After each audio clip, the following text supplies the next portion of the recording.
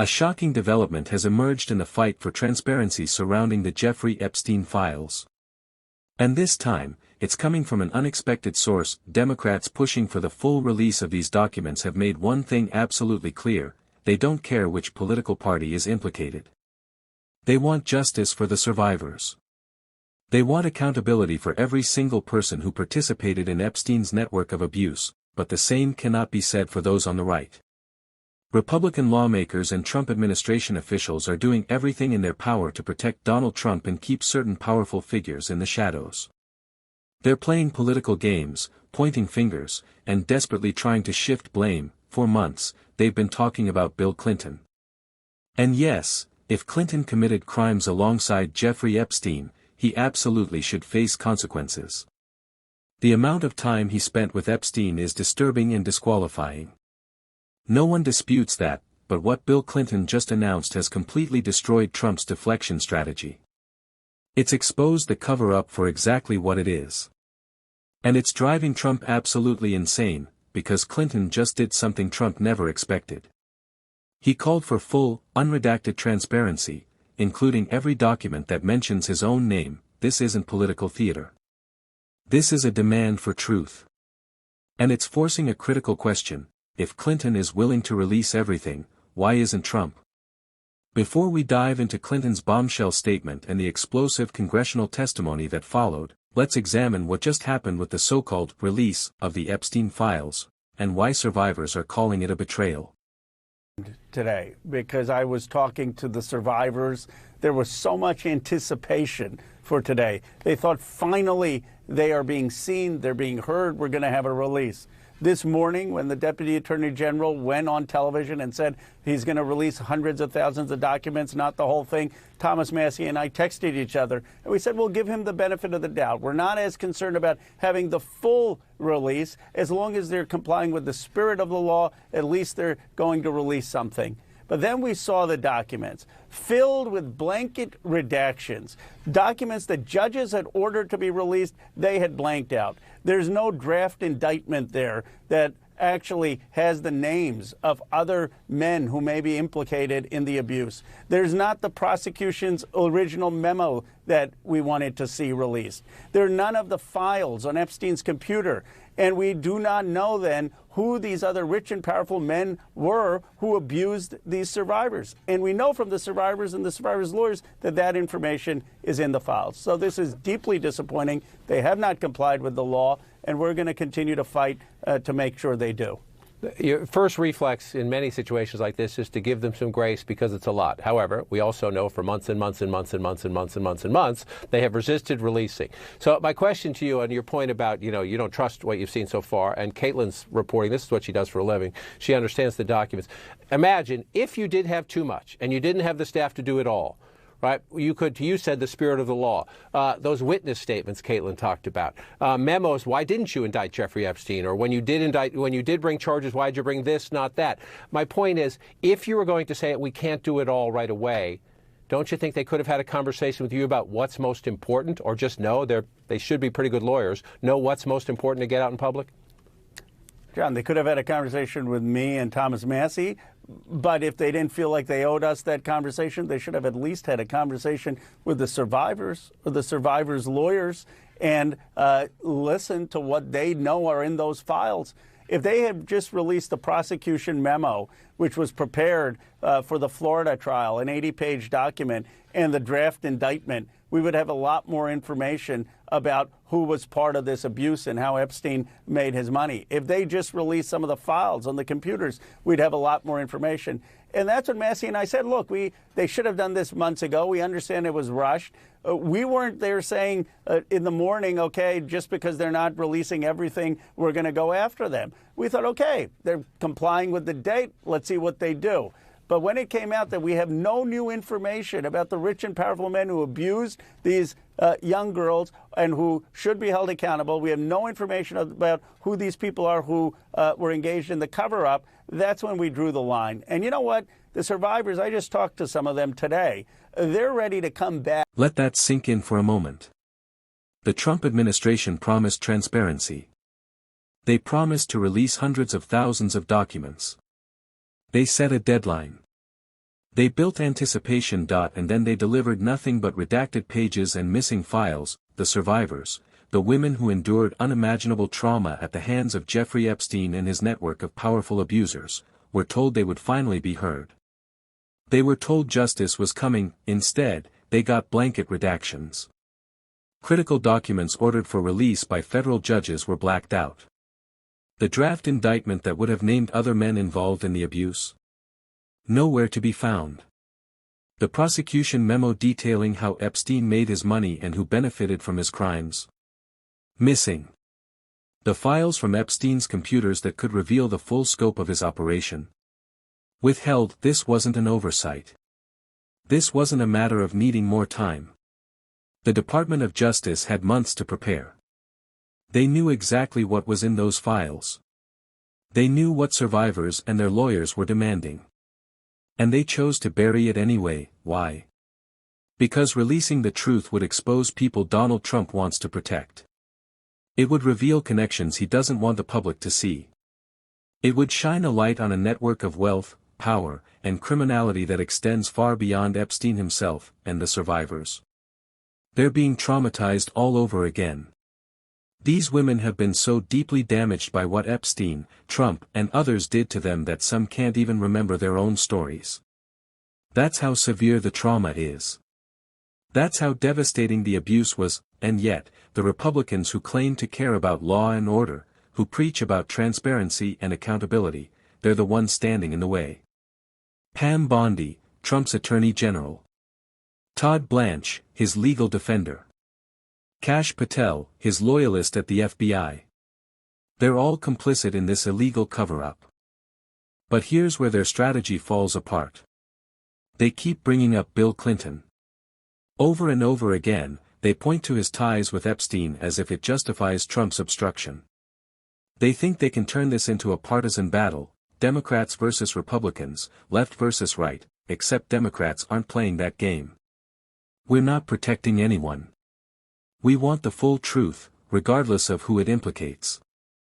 And Bill Clinton just proved it in a stunning move that has completely dismantled Trump's deflection tactics. Former President Bill Clinton released a public statement demanding full transparency from the Trump Department of Justice. His spokesperson made it crystal clear, the selective release of documents suggests someone is being protected, and Clinton doesn't need that protection. That he's calling on Donald Trump to direct Attorney General Pam Bondi to immediately release every remaining document that references his name. That includes grand jury records. That includes photographs. That includes everything. Think about what that means. The person Republicans have been using as their shield, their scapegoat, their distraction, he just called their bluff. He's demanding the same transparency Democrats have been fighting for all along, and now, Trump has no excuse. If Clinton is willing to have every document released, why isn't Trump? If Clinton isn't afraid of the truth, what is Trump hiding? The answer is obvious. Trump knows what's in those files. He knows what his connection to Epstein reveals. He knows that full transparency would destroy the carefully constructed narrative he's been selling to his supporters for years. This was never about protecting victims. It was never about following the law. It was always about protecting Donald Trump. And let's be honest about Bill Clinton's role in all of this. His statement demanding transparency is the right move, but it's also long overdue. The fact that he maintained ties with Epstein, that he was photographed with him repeatedly, that he traveled with him, it's disgusting.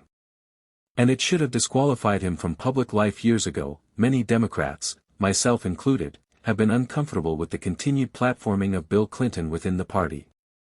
During the last election, while we were talking about Epstein's crimes, Clinton was still speaking at the Democratic National Convention. He was still being sent out to campaign. That was a massive lapse in judgment. Clinton should not be the face of the Democratic Party.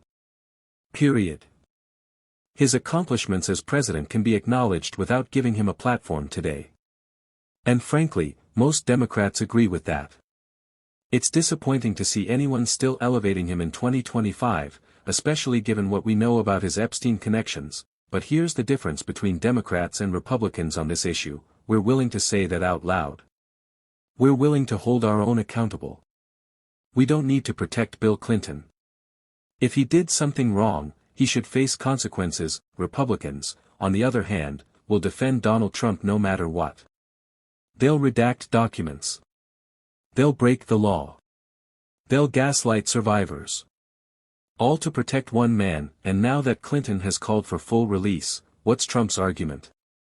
How can Republicans claim Democrats are blocking transparency when the Democrat they mention most, the one they've been using as a political weapon, just demanded everything be made public? They can't. The cover-up is entirely on Trump. He has the power. He has the authority. He's choosing not to act. This is illegal obstruction, plain and simple. And it's happening every single day, every single hour, every single second. In recent developments, congressional investigators have revealed that the Trump administration has been actively interfering with efforts to comply with the Epstein Files Release Act. Multiple whistleblowers have come forward alleging that White House officials personally intervened to block certain documents from being processed for release, a direct violation of federal law. This isn't speculation. This is a coordinated cover-up at the highest levels of government. And one congressman has been leading the charge to expose it. Congressman, thank you so much for being with us this morning. It's bet. great to see you. Is this a cover-up? Well, sure. I mean, if you read the statute, the only things they're allowed to be redacting are related to child sex abuse, physical abuse, ongoing investigations, which they say there are none, and national security. So how can you block out an entire document? It makes no sense. And remember, Trump opposed the legislation up until the very end when he could read the writing on the wall. Then he said, oh, I'm for it. They decided they're just going to try to obstruct the implementation of the legislation. So that's the fight that we're in now. Do you think the 30-day time frame for release of these documents was realistic? Well, yeah, given that they came to us back in July and said they'd been through all the documents and they couldn't find any basis for bringing any other lawsuits. They'd already scrutinized them. What of this do you think falls into the category of protecting victims, and what falls into the category of cover-up? Because obviously there is a very strong interest in making sure the victims are protected. Yeah, I'd say probably 0 and 100. They've not shown any deference or respect for the victims at all, for the survivors of this nightmare. And it's all about covering up things that, for whatever reason, Donald Trump doesn't want to go public, either about himself, other members of his family, friends, Jeffrey Epstein, or just the social, business, cultural network that he was involved in for at least a decade, if not longer. So do you think this actions that the Department of Justice are taking on this are specifically designed to protect Donald Trump? Well, what else? I mean, that's their whole business model. In fact, they're trying to reorganize American constitutional jurisprudence and the rule of law around the idea that the entire executive branch serves one guy. That's the unitary executive theory, that this is all about serving whatever Donald Trump wants. So yeah, I can't imagine what other interests they have in mind. One of the things we did see were a number of pictures of former President Bill Clinton with Jeffrey Epstein, with Ghislaine Maxwell, in a jacuzzi, swimming in a pool. How do you explain that connection, and are you comfortable with it? I mean, I have no idea. This is why we want to get to the bottom of it and get all of the facts out to, to the public. I mean, that's what this is about. And, look, there are clearly lots of people that are in photographs with Jeffrey Epstein, and in addition to being a child sex predator and an international child sex abuse trafficker, he was very much of a socialite and a sycophant and a panderer to different people. So there's lots of people who've appeared in those contexts, and we shouldn't be covering up for anybody if they were actually involved in criminality. And otherwise, it's embarrassing to people, but the Congress has said we don't want the suppression of materials simply because somebody may be embarrassed. I mean, Bill Clinton has appeared along with Donald Trump, along with Noam Chomsky, and other people from different aspects of our society. But what we're looking at is, how did a global, decades-long, billion-dollar sex ring go undetected and unpoliced for such a long period of time. This is about a double system of justice. Remember, he was convicted back in 2008, but that didn't stop him from going forward and continuing to run the whole network. I mean, Republicans would probably sit here and say, well, why didn't you do this when Joe Biden was president of the United States, when you had the power? Well, if they ask me personally, I can produce for you, as I've produced for them, a number of letters I wrote, including a hearing I did as a subcommittee chair on the Oversight Committee about Alex Acosta and the double system of government that we saw back in Florida. Remember, there was a 60-count federal indictment ready to go on this international child sex trafficking ring with all kinds of counts, including the money laundering, the conspiracy, the prostitution, and so on. And Alex Acosta cast the whole thing overboard and came back with one state count of solicitation in Florida to benefit Epstein and his friends. And there was really a cover-up of other people who were involved as part of that plea bargain agreement. And I've got the letters to show how I was demanding hearings on that back in 2008. There it is. Clear as day. This is not about protecting victims. This is about protecting Donald Trump. Congressman Jamie Raskin just laid out the facts with surgical precision. The statute governing the release of these documents is explicit. Redactions are only permitted for 4 specific reasons: protecting child abuse victims, shielding ongoing investigations, safeguarding national security, or preventing physical harm. That's it. Those are the only legal justifications. And according to the DOJ itself, there are no ongoing investigations. So what possible reason could there be for entire documents to be blacked out? What national security interest is served by hiding photographs and grand jury testimony? None. The only interest being served here is Donald Trump's personal interest in keeping his Epstein connections buried, and let's not forget, Trump opposed the Epstein Files Release Act from the beginning. He fought against it. He tried to kill it. Only when it became clear the bill would pass did he suddenly claim to support it. And even then, it was obvious he had no intention of actually complying. Now, his Justice Department is openly defying the law. They're obstructing a congressional mandate. They're lying about their reasons. And they're doing it all to protect the president. This is the same administration that claims to stand for law and order. The same president who ran on draining the swamp. The same people who lecture everyone else about accountability and transparency, and yet here they are, breaking the law in broad daylight to cover up Trump's ties to a convicted child sex trafficker. The hypocrisy is staggering. But it's also revealing. Because it shows exactly how much power Epstein's network still holds. It shows how deeply embedded this culture of abuse and impunity is among the wealthy and powerful. Jeffrey Epstein didn't operate alone. He had connections to business leaders, politicians, academics, celebrities, people from every sector of American society. And for decades, that network protected him. Even after his 2008 conviction, he continued trafficking young girls. Even after survivors came forward, he faced no real consequences. Why? Because people in power wanted it that way. Because prosecutors like Alex Acosta, who later became Trump's labor secretary, gave him a sweetheart deal that let him walk free.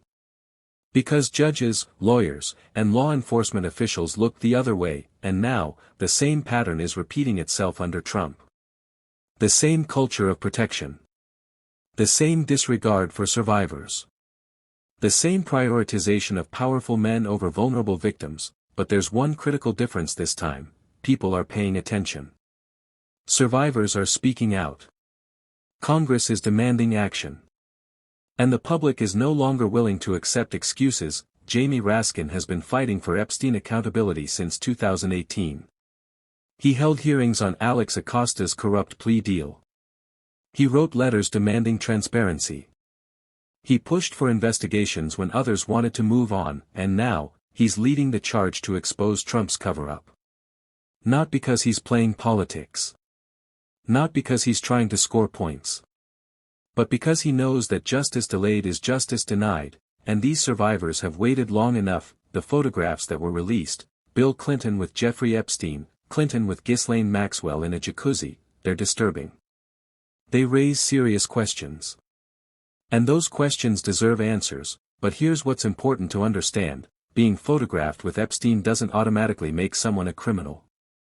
Epstein was a master manipulator. He cultivated relationships with powerful people. He positioned himself as a philanthropist, a financier, a connector. He ingratiated himself into elite circles precisely so he could use those connections as cover. That's why the photographs alone aren't enough. We need the full record. We need the witness statements. We need the financial documents. We need to understand who knew what, who participated in abuse, who enabled it, and who helped cover it up afterward. That's what transparency means. That's what accountability requires. And that's exactly what Donald Trump is blocking, because unlike Bill Clinton, who's now calling for everything to be released, Trump knows he can't survive that level of scrutiny. He knows what the full record would reveal. He knows how it would look when the American people see the extent of his relationship with Epstein. So he's doing everything in his power to keep those files hidden. He's defying Congress. He's violating the law. He's traumatizing survivors all over again. And he's counting on the fact that most people will eventually stop paying attention, but we can't let that happen. We can't allow this cover-up to succeed. We can't let powerful men continue to operate above the law while survivors are silenced and ignored. This is about more than Donald Trump. This is about whether we have a justice system that applies equally to everyone, or whether we have a two-tiered system where wealth and power buy immunity. This is about whether survivors of abuse matter, or whether their pain is just collateral damage in protecting the reputations of rich men. This is about whether our government serves the public, or whether it serves the personal interests of whoever happens to be in power. And right now, under Donald Trump, we're seeing the worst possible answer to those questions. We're seeing a president who uses the Department of Justice as his personal shield. We're seeing an attorney general who prioritizes loyalty to Trump over justice for victims. We're seeing a system that has been corrupted from the top down. But here's the thing, they're not going to get away with it. The truth is coming out. More whistleblowers are stepping forward. More documents are being leaked. More survivors are demanding to be heard, and every day that Trump continues this cover-up, he looks more guilty. Every redacted page raises more questions. Every delay makes it more obvious what he's hiding. Bill Clinton's statement demanding full release was a game-changer. It destroyed Trump's political cover. It exposed the hypocrisy. It made it impossible for Republicans to claim this is a partisan witch hunt. Now the pressure is entirely on Trump. Release the files, or admit you're covering something up. Follow the law, or openly defy it. Let the survivors have their justice, or admit you care more about protecting yourself. Those are his only options. And with each passing day, his silence becomes more damning. The fight for the Epstein files isn't over. In fact, it's just beginning. Congressional oversight committees are ramping up their investigations.